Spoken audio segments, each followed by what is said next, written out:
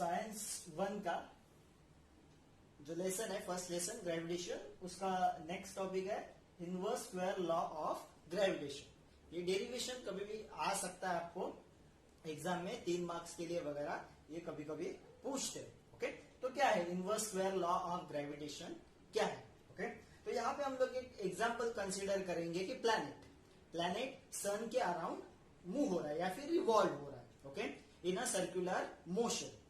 Okay, so if a planet revolves around the sun, the planet revolves around the sun in a uniform circular motion. In a uniform circular motion, then the centripetal force acting on the planet. Okay, planet किसके around घूम रहा है? सन के around in a uniform circular motion. तो उस planet के ऊपर जो सन से जो सेंट्रिपिटल फोर्स जो एक्ट हो रहा है वो क्या रहेगा? वो फोर्स रहेगा F is equal to mv square upon r। वो फोर्स क्या रहेगा? F is equal to mv square upon r। Okay, वो centripetal force which is acting on a planet by sun, वो क्या रहेगा? F is equal to mv square upon r। अभी इसमें m क्या है? इसमें m है mass of a planet, r क्या है? Okay, distance of planet from the sun, r क्या है? Distance of planet. सपोज ऐसा हम लोग कंसीडर करते हैं, ये सन है और ये प्लैनेट है। ओके, तो यहां से यहां तक का डिस्टेंस ये आर है, और ये वी क्या है? वी यानी वेलोसिटी, जो प्लैनेट घूम रहा है जिस वेलोसिटी से, वो वेलोसिटी यानी क्या है? वी। ओके, तो समझा? F centripetal force m v square upon r. Term clear है सब? ओके, अभी ये जो प्लैनेट जो घूम रहा है उसको एक सर्टेन टाइम लग रहा होगा ये घूमने के लिए, ये 1 रिवॉल्यूशन कंप्लीट करने के लिए जो टाइम लग रहा है उसको बोलते हैं पीरियड ऑफ रिवॉल्यूशन। उसको क्या बोलते हैं? Period of revolution, period of revolution. और वो कैपिटल टी से डिनोट किया जाता है। पीरियड ऑफ रिवॉल्यूशन किससे डिनोट किया जाता है? कैपिटल टी से। ओके, अभी ये जो प्लैनेट जो घूम रहा है सन के अराउंड, वो सर्कुलर ऑर्बिट में घूम रहा है। अभी उसने कितना डिस्टेंस ट्रेवल किया अगर हम लोग को फाइंड करना है, तो हम लोग कैसे फाइंड करेंगे? यहां से वो गया है, यहां से पूरा एक सर्कल राउंड करके आया है, 1 रिवॉल्यूशन कंप्लीट करके आया है। अभी सर्कल यानी क्या? अभी इसका अगर डिस्टेंस मुझे फाइंड करने का है, तो अगर मैं इसका पेरीमीटर लेता हूं, क्या लेता हूं? इसका पेरीमीटर, तो मुझे कितना डिस्टेंस कवर किया वो मिलेगा मुझे। Okay, and period of revolution क्या है? कितने टाइम में कवर करता है, उसको क्या दिया हम लोगों ने? Time T. ओके, तो यहां पे मैं लिखता हूं नेक्स्ट v। ओके, v यानी वेलोसिटी या फिर स्पीड। उसका फॉर्मूला क्या है? Distance covered upon time taken. Distance covered upon time taken. Okay, अभी distance covered upon time taken, distance क्या है? डिस्टेंस क्या है? इतना, ये ऐसा था, ऐसा डिस्टेंस कवर किया है, ये क्या है? पेरीमीटर। क्या है ये? पेरीमीटर। पेरीमीटर का फॉर्मूला क्या है? 2 pi are upon time taken, period of revolution, time taken, क्या आया? टी। क्या आया? टी। तो मेरे पास क्या आया formula? v is equal to 2 pi r t, 2 pi r t. Okay, अभी मेरे पास ये इक्वेशन है, f is equal to m v square upon r, f is equal to m v square upon r, ये मेरे पास equation है। उस इक्वेशन में ये मैं वैल्यू डालूंगा। ओके, अभी आगे हम लोग वो वैल्यूज पुट अप करते हैं। क्या मेरे पास इक्वेशन था? f is equal to m v square upon r. Um, v का वैल्यू क्या आया था? v का वैल्यू आया था 2 पाई आर अपॉन टी, उसका स्क्वायर। ओके, और नीचे था r, नीचे क्या था? r। ओके, अभी इसको मैं फर्दर सॉल्व करता हूं। m, इसका स्क्वायर आता है 4, इसका स्क्वायर आता है पाई स्क्वायर, इसका स्क्वायर आता है r स्क्वायर, इसका स्क्वायर आता है t स्क्वायर, और ये नीचे वाला r। ओके, ये r किधर जाएगा? इधर जाएगा। ये r किधर जाएगा? इधर। ओके, तो ये मैंने सॉल्व किया। ये देखो, ये r गया, ये 1 गया, ये r स्क्वायर है, ये r स्क्वायर है। r कितनी बार? 2 बार, इधर 1 बार है, तो ये चला गया। तो क्या आया आगे? f इज इक्वल टू 4 मैं पहला लेता हूं, m pi square r upon t square. Okay, अगर मैं नेक्स्ट क्या करता हूं, इस इक्वेशन को मल्टीप्लाई एंड डिवाइड बाय क्या करूंगा, अगर आर स्क्वायर से मल्टीप्लाई एंड डिवाइड बाय, इस इक्वेशन को मैं आर स्क्वायर से मल्टीप्लाई एंड डिवाइड करूंगा। ओके, इस इक्वेशन को क्या करूंगा, मैं आर स्क्वायर से मल्टीप्लाई भी करूंगा, डिवाइड भी करूंगा। ओके, तो आगे क्या आएगा, f is equal to, okay, तो मैं इसको कैसा लिखता हूं, देखो 4m pi square, 4m pi square, okay, r into r square क्या आता है, आर इंटू आर स्क्वायर क्या आता है, आर क्यूब। ओके, ये आर स्क्वायर है, मैं इसके यहां पे लिखता हूं, इसके नीचे लिखता हूं, और ये टी स्क्वायर है, ये नीचे वाला टी स्क्वायर है, मैं इसके नीचे लिखता हूं, कुछ नहीं, मल्टीप्लीकेशन किया है और थोड़ा एडजस्टमेंट किया है। देखो 4m pi square r into r square, r cube, okay, t square into r square, तो मैंने आर स्क्वायर यहां पे लिखा, टी स्क्वायर यहां पे लिखा।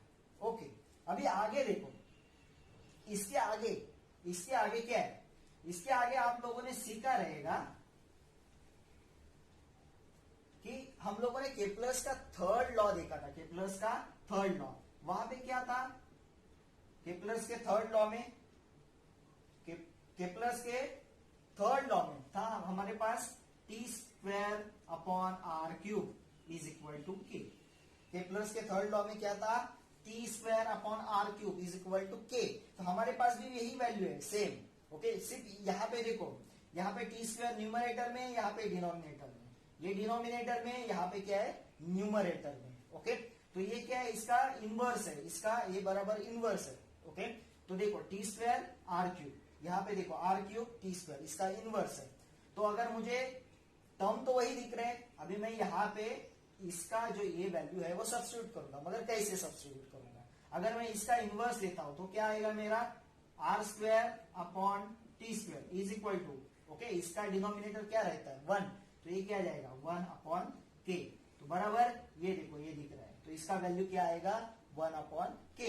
ओके, अभी ये वैल्यू जो है 1 अपॉन के वो मैं सब्स्टिट्यूट करता हूं, अभी ये जो वैल्यू है नेक्स्ट 1 अपॉन के इस फॉर्मूला में सब्स्टिट्यूट करता हूं। क्या फॉर्मूला है मेरा, 4m pi square upon are square के। ओके, अभी ये पूरा जो टर्म है, ये पूरा आगे वाला ये पूरा टर्म जो है वो है कांस्टेंट, क्या है वो, constant. Okay, f is equal to, तो क्या बचा 1 अपॉन आर स्क्वायर, ये पूरा टर्म क्या है, कांस्टेंट, तो क्या बच गया, f is equal to 1 upon are square, यहाँ पे क्या है कांस्टेंट, ये वाला कांस्टेंट। अभी मैं इसको ऐसे लिखता हूं, f डायरेक्टली ये प्रोपोर्शनलिटी का sign 1 upon are square. Okay, अभी ये इनवर्स स्क्वायर लॉ देखो, inverse square law of gravitation ऐसा लिखा है मैंने, तो क्या है यहाँ पे देखो, f is inversely proportional to the square of the distance between planet and sun। r यानी क्या, स्क्वायर, r यानी क्या, distance between planet and sun. force is inversely proportional to the square of the distance between planet and sun। तो ये हम लोग को ये डेरिवेशन मिला। ओके, तो इससे न्यूटन ने क्या कंक्लूजन निकाला, the centripetal force which is acting on a planet, centripetal force जो प्लैनेट के ऊपर एक्ट हो रहा है, जो प्लैनेट मूव हो रहा है in a circular uniform circular motion में, okay, is responsible for the centripetal force which is acting on a planet, okay, is responsible for a circular motion, जो प्लैनेट को सर्कुलर मोशन में move कर रहा है, must be inversely proportional to the square of the distance between planet and sun, square of the distance between planet and sun। Okay, तो ऐसा ये derivation है। स्टार्ट कहां से किया था हम लोगों ने, F, okay, force is equal to mv square upon r, बाद में v का वैल्यू लिया, distance upon time taker, okay, बाद में multiply and divide by r square किया, बाद में बाय केप्लर्स थर्ड लॉ के का वैल्यू सब्स्टिट्यूट किया और हमारे पास ये आया। तो ये डेरिवेशन है inverse square law of gravitation की, inverse square law of gravitation की ये डेरिवेशन है, कभी कभी एग्जाम में आपको आता है। ओके, अभी नेक्स्ट, अभी आप टेक्स्ट बुक में देखोगे नेक्स्ट आगे का कंसेप्ट क्या है। ओके, वहां पे उन्होंने एक एग्जांपल लिया है, दो फ्रेंड है जो एक दूसरे के बाजू में बैठते हैं। ओके, जैसे कि हम लोगों ने एक लॉ देखा था न्यूटन्स का। Okay, every object in the universe attracts every other object. Okay, each and every object एक दूसरे को क्या करता है, अट्रैक्ट करता है। तो यहाँ पे उन्होंने एक एग्जांपल लिया है, दो नाम दिया है दो पर्सन का, और वो उन्होंने पूछा है कि वो एक दूसरे को क्यों, कितना उनके बीच का अट्रैक्टिव फोर्स है। या फिर यहाँ पे हम लोग बोल सकते हैं कि जब हम लोग हमारे फ्रेंड्स के बाजू में बैठते हैं, ओके, तो हम लोग एज ए ऑब्जेक्ट हो गए, तो हम लोग एक दूसरे की तरफ अट्रैक्ट क्यों नहीं होते, एक दूसरे की तरफ अट्रैक्ट क्यों नहीं होते, हमारे बीच में भी अट्रैक्टिव फोर्स है। ओके, आपका फ्रेंड आपके बाजू में बैठा है तो मे बी आप उसको अट्रैक्ट कर रहे होंगे सर्टन फोर्स से, वो भी आपको सर्टन फोर्स से अट्रैक्ट कर रहा होगा। तो मगर वो फील नहीं होता आपको, आप एक दूसरे के बाजू में आते हो क्या, ऐसे खींचे चले आते हो क्या, नहीं, ये क्यों नहीं होता, ऐसा क्यों नहीं होता, वो अट्रैक्टिव फोर्स क्यों फील नहीं होता। ओके, तो पेज नंबर 6 पे आपको वो सम सॉल्व करके दिया है, उसके बारे में एक्सप्लेन करके दिया है कि क्यों वो अट्रैक्शन फील नहीं होता। सपोज ये आप है, ये आपका फ्रेंड है, ओके, एक बाजू में बैठे हो दोनों, मगर कभी आपने देखा है कि आप एक दूसरे से ऐसे अट्रैक्ट करते हो, नहीं, ऐसा नहीं होता। क्यों नहीं होता, आपके बीच में अट्रैक्टिव फोर्स है, अट्रैक्टिव फोर्स है दोनों का, फिर भी फील नहीं होता, क्यों। अभी अगर आप उस टेक्स्ट बुक के पेज नंबर 6 पे अगर आप देखोगे तो वहां पे एक सम सॉल्व करके दिया है, और वहां पे जो अट्रैक्टिव फोर्स जो है दोनों के बीच का, उसका वैल्यू आया है 4.002 इंटू 10⁻⁻7 न्यूटन, 10⁻⁻7 न्यूटन। 10⁻⁻7 यानी कितना कम, बहुत कम। ओके, तो इन दोनों के बीच का जो अट्रैक्टिव फोर्स है वो बहुत कम है, निग्लिजिबल है, बहुत ही निग्लिजिबल, वो फोर्स नहीं के बराबर है। इसके लिए हम लोग को बाजू बाजू में बैठ के भी ऐसा फील नहीं होता कि हम लोग एक दूसरे के पास अट्रैक्ट हो रहे हैं। मगर देखो, हम लोग कोई भी चीज ऊपर फेंकते हैं, ओके, स्टोन ऊपर फेंक दिया, अर्थ उसको अट्रैक्ट करती है, क्यों, क्योंकि अगर आप देखोगे तो दोनों के बीच का जो अट्रैक्टिव फोर्स है वो ज्यादा है। क्यों, क्योंकि अर्थ का मास एंड स्टोन का मास अगर हम लोग कंपेयर करेंगे तो अर्थ का मास इतने टाइम से ज्यादा है, इतने टाइम से ज्यादा है स्टोन से, बहुत टाइम से ज्यादा है।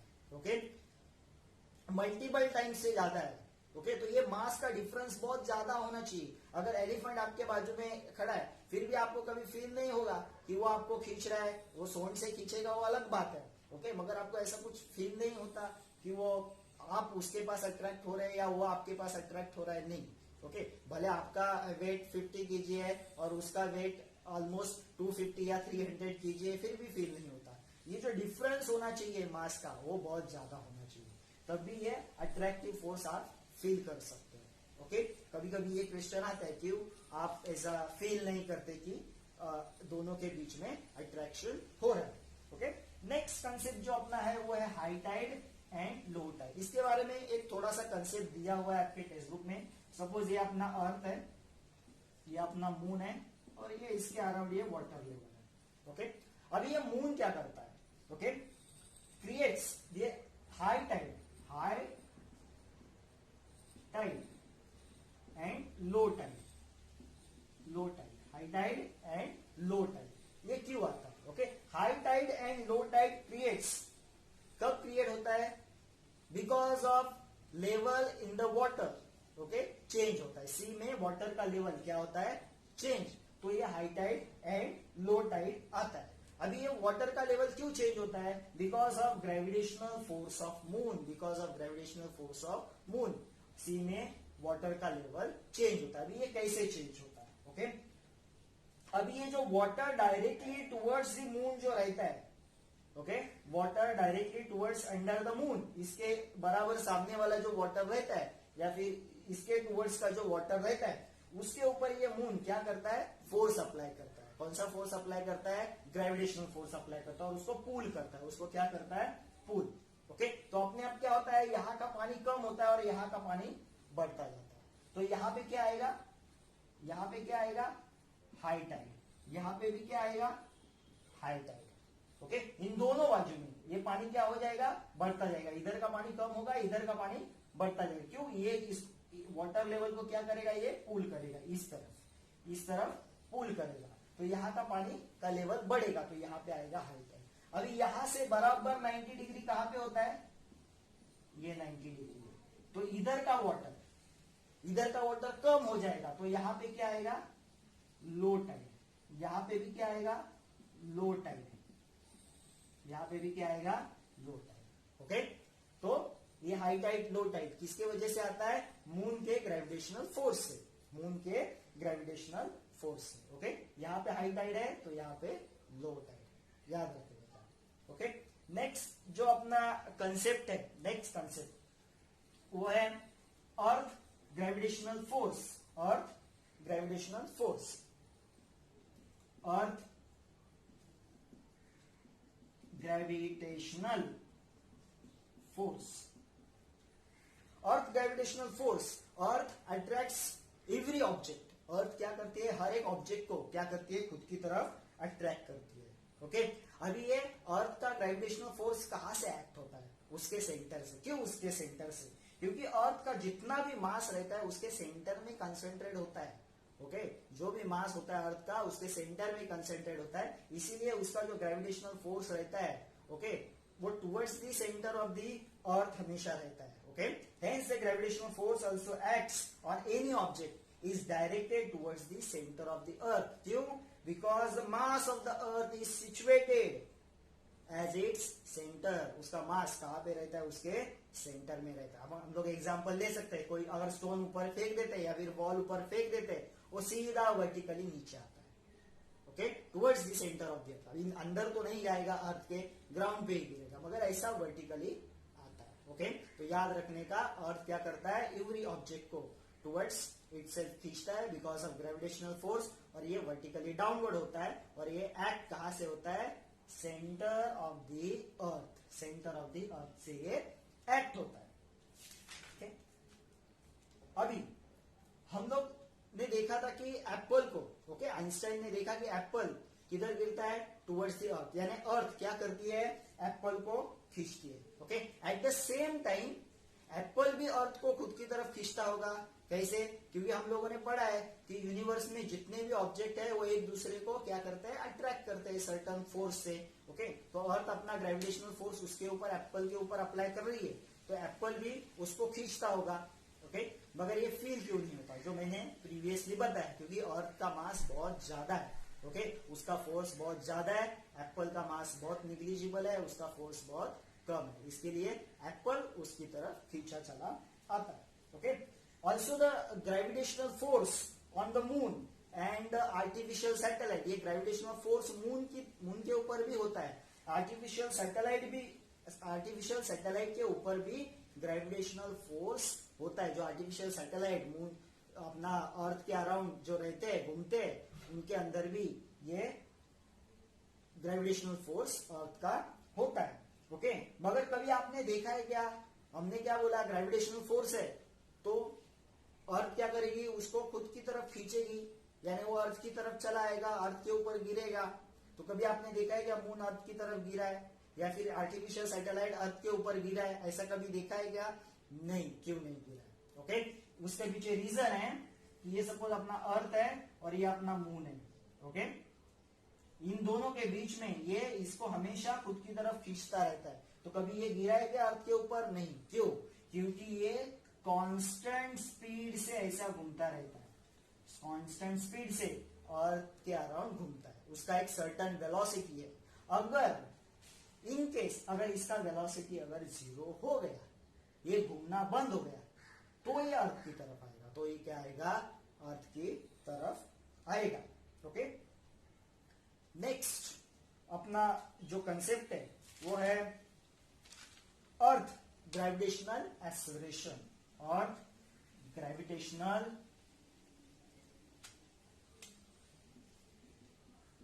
एक्सेलरेशन।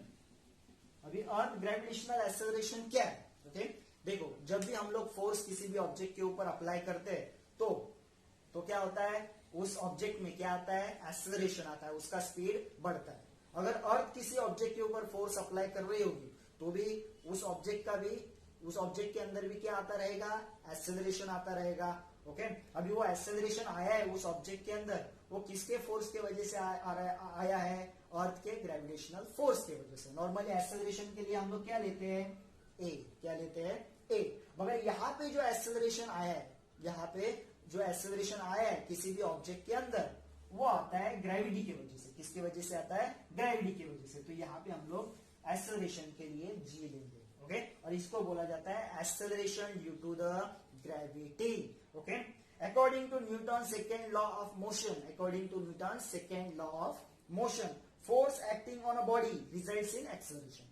किसी भी बॉडी के ऊपर अगर फोर्स एक्ट होता है तो उस बॉडी के अंदर एक्सेलरेशन आता है। If the earth exerts the gravitational force, अगर वो एक्ट होने वाला फोर्स कौन सा है, अर्थ का ग्रेविटेशनल फोर्स है, देन द एक्सेलरेशन जो आया है वो किसके वजह से आया है, बिकॉज ऑफ ग्रेविटी। तो उसको बोलते हैं acceleration due to gravity, acceleration due to gravity. और उसका सिंबल है स्मॉल जी, यह सिंबल है स्मॉल जी। ओके, फोर्स जो आया है किसी भी ऑब्जेक्ट के अंदर, वो किसके वजह से आया है, अर्थ के ग्रेविटेशनल फोर्स के वजह से आया है।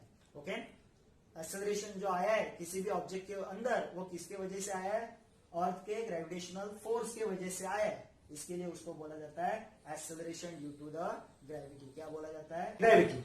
ओके, और ये acceleration due to the gravity हम हमेशा ऐसा वर्टिकली डाउनवर्ड ही रहता है, towards the centre of the earth. Okay, क्योंकि ये फोर्स जो एक्ट होता है, ग्रेविटेशनल फोर्स, वो सेंटर से एक्ट होता है। ओके, अगर हम लोग इसका वैल्यू अगर कैलकुलेट करेंगे जी का, जिसका फॉर्मूला ऐसा है, अगर एक्सेलरेशन ड्यू टू, इसको बोलते हैं acceleration due to the gravity, उसका फॉर्मूला है capital G M upon are square. इधर स्मॉल आर भी लेते हैं। ओके, एम यानी mass of a planet, R यानी रेडियस ऑफ द प्लैनेट। यहाँ पे हम लोग कौन सा प्लैनेट कंसीडर कर रहे हैं, अर्थ। ओके, इसको बोलते हैं ग्रेविटेशनल कांस्टेंट, इसको क्या बोलते हैं, gravitational constant, universal gravitational constant, G को बोलते हैं। इसका एक स्पेसिफिक वैल्यू है, मास ऑफ द अर्थ का स्पेसिफिक वैल्यू है, रेडियस ऑफ द अर्थ का स्पेसिफिक वैल्यू है। अगर ये सब वैल्यूज हम लोग पुटअप करेंगे तो हम लोग को आंसर आता है, जी का आंसर आता है 9.77 मीटर पर सेकेंड स्क्वायर, ये आंसर आता है।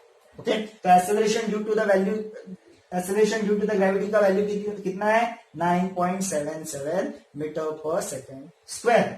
अब ये वैल्यू अर्थ पे सब जगह पे सेम नहीं होता, वो हम लोग आगे सीखेंगे।